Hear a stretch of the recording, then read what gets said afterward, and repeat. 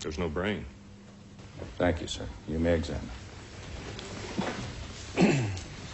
Mr. O'Connor, you were 21 at the time, sir? The time of the incident? 21 or 22. I'm not really sure right now, sir. I have no doubt, Mr. O'Connor, that in a normal situation it would be you who would remove the brain from the decedent, but this obviously and unquestionably was not a normal situation. You certainly agree with me on that? Yes, sir. Okay.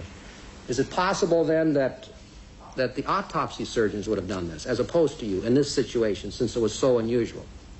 Well, they did most of the mundane jobs that we did that night. Okay.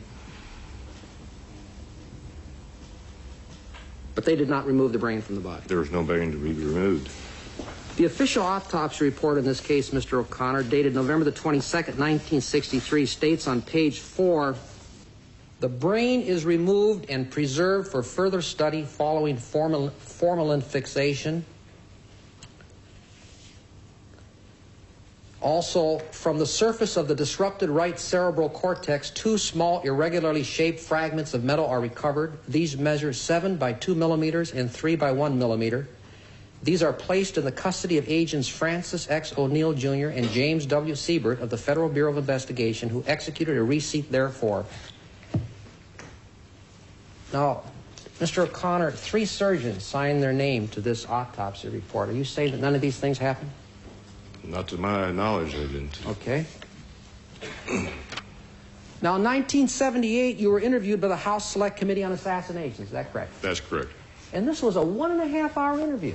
Yes, as I can remember. Now, Mr. O'Connor, if the president's brain being missing from his head is one of the most shocking things that you've ever seen in your entire life, a matter that you think should have been investigated, certainly, and if they spoke to you for 1.5 hours about your observations that night, why wasn't it important enough for you to tell these people about it? I was under orders not to talk until that time. What? I was under orders not to talk to anybody. By whom? By the United States military brought in orders a couple of days after the autopsy, and we were to remain silent.